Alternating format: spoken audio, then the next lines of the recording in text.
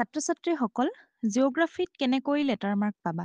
Geography কেৱল পঢ়ি গ'লেই লেটাৰ মাৰ্ক বা ফুল মাৰ্ক নোপোৱা।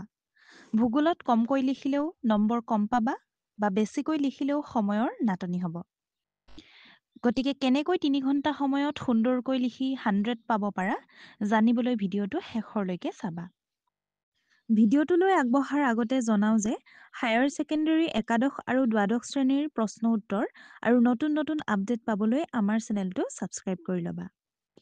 ছাত্ৰ-ছাত্ৰীসকল তোমালোকৰ জিঅ'গ্ৰাফীৰ MCQ টাইপ কুৱেশ্যন 6ৰ পৰা 10ৰ ভিতৰত দেখিবলৈ পোৱা যায়। তোমালোকে পৰাপক্ষত পৰীক্ষাত প্ৰশ্নৰ সৈতে উত্তৰটো দিবলৈ যত্ন কৰিবা। যেনে ধৰা এই প্ৰশ্নটো চাব পাৰা, তলত দিয়াবোৰৰ কোনটো ক্ষয়জনিত অৱয়ব?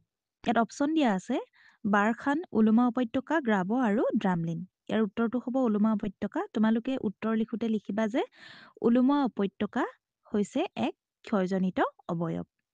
এনেকৈ লিখিলে তোমালোকে নাম্বাৰ পাবলৈ সুবিধা হয়।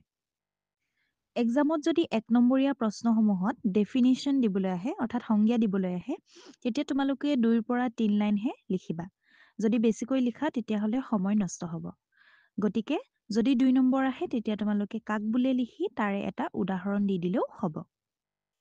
ইয়াৰ উপৰিও 2টা কাৰণ লিখা, 2টা ফলাফল লিখা এনেধৰণৰ প্ৰশ্নবোৰত তোমালোকে সদায় পইণ্ট কৰিহে লিখিবা। যদি 1 নম্বৰ আহে তেতিয়া 1 নম্বৰত এটা, 2 নম্বৰত 2টা, 3 নম্বৰত 3টা এনেধৰণে পইণ্ট ৱাইজ কৰি কাৰণ বা ফলাফলসমূহ লিখি দিব পাৰা। কিয়নো এনেধৰণে যদি তোমালোকে পইণ্ট ৱাইজ কৰি লিখা তেতিয়া টিচাৰে নাম্বাৰ দিবলৈ সুবিধা হয় আৰু ভাল পায়। যদি পেৰেগ্ৰাফছ ৱাইজত লিখা তেতিয়া অকণমান নাম্বাৰ দিবলৈ কেতিয়াবা অসুবিধাও হৈ পৰে। গতিকে তোমালোকে পইণ্ট ৱাইজ কৰিয়ে লিখিবা নাম্বাৰটো চাই।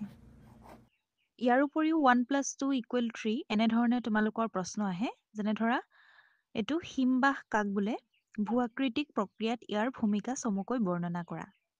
ইয়াত প্ৰথমে হিমবাহ কাক বোলে লিখি তাৰপিছত পেৰেগ্ৰাফ চেঞ্জ কৰি তোমালোকে ভূ-আকৃতিক প্ৰক্ৰিয়াৰ ভূমিকা সম্পৰ্কে লিখিবা। ইয়াত যিহেতু 2 নম্বৰ আছে বেছি নিলিখিলেও হ'ব। তাৰপাছতে তোমালোকৰ ভূগোলৰ 100% কমন কুৱেশ্যন হৈছে এখন ভাৰতৰ আৰ্হিৰ মানচিত্ৰ আৰু প্ৰথম অধ্যায়ৰ চিত্ৰসমূহ।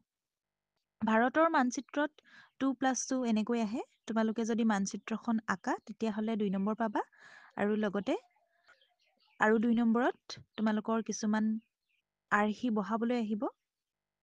যদি শুদ্ধ ৰূপত বহোৱা তাত 2 নম্বৰ পাবা। আৰু কিছুমানে ছবি আঁকিব নাজানো বুলি এৰি থৈ আহে তেনে ভুল একেবাৰে নকৰিবা। ছাত্ৰ-ছাত্ৰীসকল মনত ৰাখিবা 4-5 নম্বৰীয়া প্ৰশ্নৰ উত্তৰবোৰ সদায় পইণ্ট কৰি লিখিবলৈ যত্ন কৰিবা।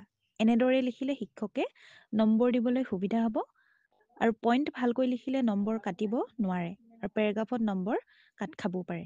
আজিৰ ভিডিঅ'টো আছিল ইমানেই। যদি ভাল পালা লাইক, কমেণ্ট আৰু শ্বেয়াৰ এণ্ড ছাবস্ক্ৰাইব কৰি দিবা।